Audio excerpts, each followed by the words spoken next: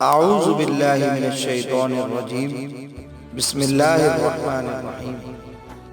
السلام علیکم ورحمۃ اللہ وبرکاتہ۔ تمام دیکھنے اور سننے والوں کو حقیقت نامہ کی ٹیم کی طرف سے خوش آمدید۔ آپ علیہ السلام کا اسم گرامی صالح ہے۔ نسب مبارک یوں ہے: صالح بن عبید بن اسف بن ساشخ بن عبید بن حاضر بن سمود بن عاصر بن ارم بن سام ابن نو۔ کچھ علماء نے آپ کا نسب اس طرح بھی لکھا ہے: ابن ریاح بن عید بن حاضر بن سمود۔ حضرت وہب سے آپ کا نسب یوں مروی ہے: ابن عبید بن جابر بن سبود بن جابر بن سام بن نو۔ آپ کی رنگت سرخ تھی جس میں سفیدی تھی۔ آپ کے بال سیدھے تھے۔ آپ کی رنگت سرخ و سفید نہایت خوشرو اور خوبصورت تھے۔ آپ علیہ السلام کو جس قوم کی طرف مبعوث کیا گیا تھا، قرآن مجید میں اسے سمود کے نام سے یاد کیا گیا ہے۔ ان کے آبا میں سے سمود نامی شخص تھا جس کی طرف انہیں منسوب کیا گیا تھا۔ اس کا نسب یہ ہے: سمود بن عامر بن ارم بن سام بن نوح، یا سمود بن عاد بن اوس بن ارم۔ یہ قبیلہ اپنے دادا سمود کی وجہ سے سمود کہلاتا ہے۔ سمود کے بھائی کا نام جدلیس تھا۔ سمود اور جدلیس عاصر بن ارم کے بیٹے تھے۔ قوم سمود عرب عربہ سے تھے۔ سمود کا یہ نام کیوں پڑا، اس کے مختلف اسباب بیان کیے گئے ہیں۔ پانی کی قلت اور کمی کی وجہ سے انہیں سمود کہا جاتا تھا۔ اس وقت یہ سمد الماء سے مشتق ہے۔ کنویں کا نام تھا جو سرزمین ہجر میں واقع تھا۔ یہ قبیلہ اسی کے نام سے مشہور ہوا۔ سمود اور حضرت صالح کے مابین تقریباً 100 سال کی مدت تھی۔ علامہ سلیمان ندوی کی رائے یہ ہے کہ عبری زبان کا ایک لفظ تامید ہے جس کے معنی ہمیشہ رہنے والا ہے۔ عربی کی سا اور عبری کی تا ایک چیز ہے، لہذا سمود اسی تامید کا معرب ہے۔ اس قوم کا مسکن جزیرہ عرب کے شمال مغربی جانب جہاں شام و حجاز کے درمیانی علاقے میں تھا، جس کی حدود وادی القریٰ تک پھیلی ہوئی تھی۔ ان کے پایہ تخت کا نام ہجر تھا۔ آج کل یہ جگہ فجر ناقہ کے نام سے مشہور ہے۔ سمود کی بستیوں کے کھنڈرات اور آثار آج تک موجود ہیں۔ اس زمانے میں بھی بعض مصری محققین نے ان کو اپنی نگاہوں سے دیکھا ہے۔ ان کا بیان ہے کہ انہوں نے ایک مکان دیکھا جس کو پہاڑ کاٹ کر بنایا گیا ہے۔ اس میں متعدد کمرے اور ایک بڑا حوض ہے۔ مشہور مورخ مسعودی نے لکھا ہے کہ ہجر کا یہ مقام جو ہجر سمود کہلاتا ہے، شہر بدین سے جنوب میں مشرق میں اس طرح واقع ہے کہ خلیج اقبق اس کے سامنے پڑتی ہے۔ جس طرح عاد کو عاد ارم کہا گیا ہے، اسی طرح ہلاکت کے بعد انہیں سمود و رعام یا عاد ثانیہ کہا جاتا ہے۔ سمود کا مسکن 2 شہر تھے: ہجر جو کہ شام کی سرحد کے ساتھ متصل تھا، یہ حجاز سے دور تھا، اب یہ ویران ہے۔ دوسرا وادی القریٰ، یہ حجاز کی سرحد سے متصل تھا، اس کا طول و عرض مکہ مکرمہ سے 2 گنا تھا۔ ان دونوں شہروں کے مابین 700 دیہات تھے۔ سب پر قوم سمود کا قبضہ تھا۔ 100 کے لگ بھگ ان کے سردار تھے جنہوں نے ہر گاؤں میں قلعے بنا رکھے تھے۔ وہ دریا نہ ہونے کی وجہ سے کنویں کھود کر پانی نکالتے تھے۔ کنواں کھودنا بہت مشکل تھا کیونکہ زمین بہت سخت تھی۔ ان کا اکثر مال کنویں کھودنے، حوض بنانے، مکانات تعمیر کرنے اور سنگ تراشی میں صرف ہوتا تھا۔ تعمیر مکانات کے اتنے شوقین تھے کہ دور دراز کے شہروں سے معمار اور انجینئرز بلا کر انتہائی لطافت و نفاست سے عمارتیں بناتے تھے۔ وادی القریٰ کو یہ نام اس لیے دیا گیا کیونکہ اس وادی میں جا بجا چھوٹی چھوٹی بستیاں آباد تھیں۔ ہجر اس شہر پر واقع تھا جو حجاز سے شام کی طرف جاتی ہے۔ آج کل یہ شہر مدائن صالح کے نام سے معروف ہے اور حجاز ریلوے کا اہم اسٹیشن ہے۔ وادی القریٰ کا میدان 18 مربع میل پر پھیلا ہوا تھا۔ علامہ نجار مصری لکھتے ہیں کہ مدائن صالح آج بھی موجود ہے۔ میرے بعض دوستوں نے انہیں دیکھا ہے، وہ وہاں کے شاہی محلات میں بھی داخل ہوئے۔ وہ ایک بڑا محل ہے جس میں بہت سے کمرے ہیں۔ وہاں ایک بڑا ہال ہے جسے ایک چٹان کو تراش کر بنایا گیا ہے۔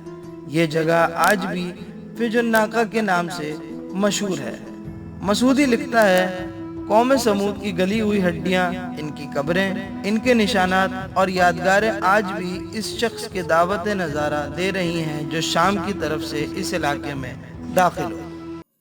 مشرق خصوصاً عرب کے بارے میں یورپ کے مستشرقین جس طرح اپنی حذاقت و مہارت تاریخ کا ثبوت دیا کرتے ہیں اور تحقیق کے نام پر غلط دعوے کرنے کے عادی ہیں، اسی طرح انہوں نے سمود کو بھی اپنی تحقیق کا تختہ مشق بنایا ہے۔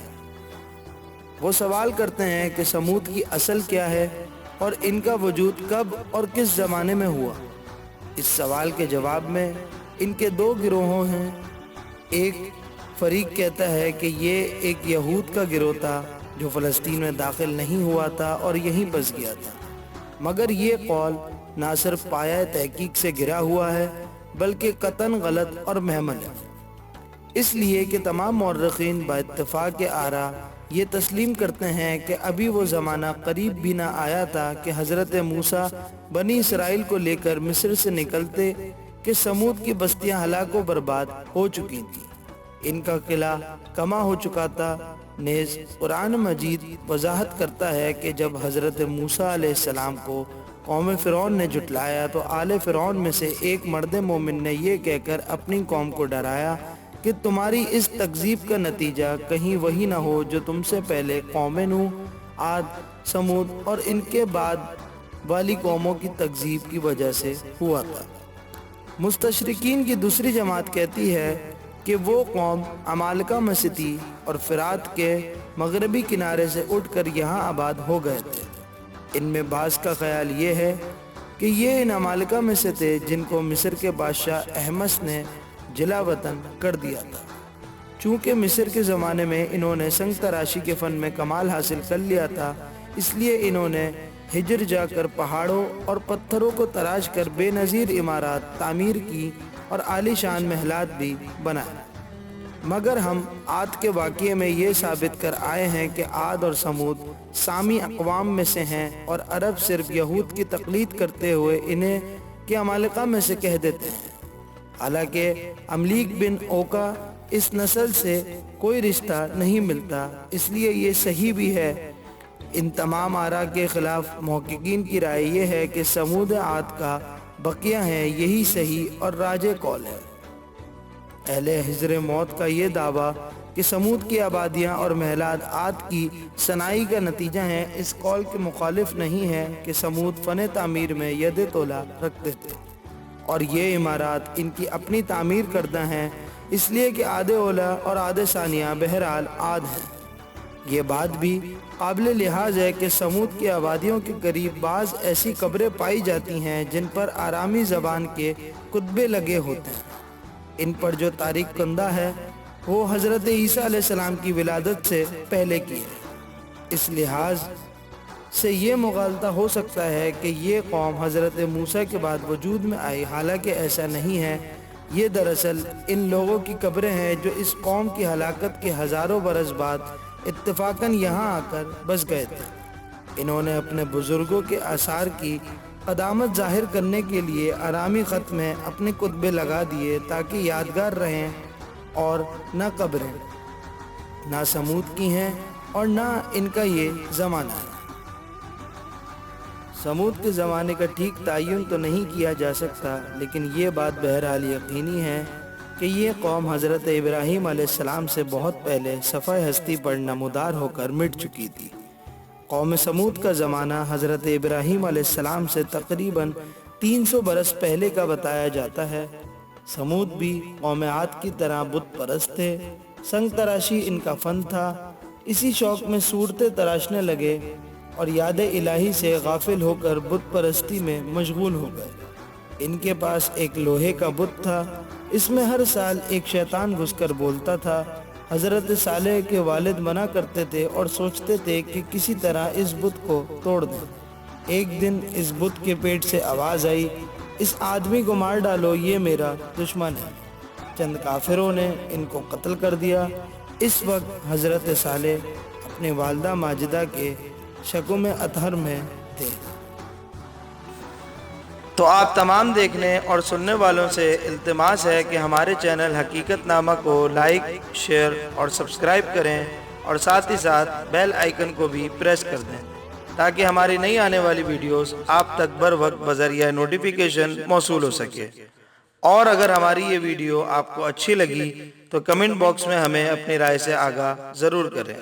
अल्लाह हम सबको अपनी हिफ्ज़-ओ-अमान में रखे। आमीन।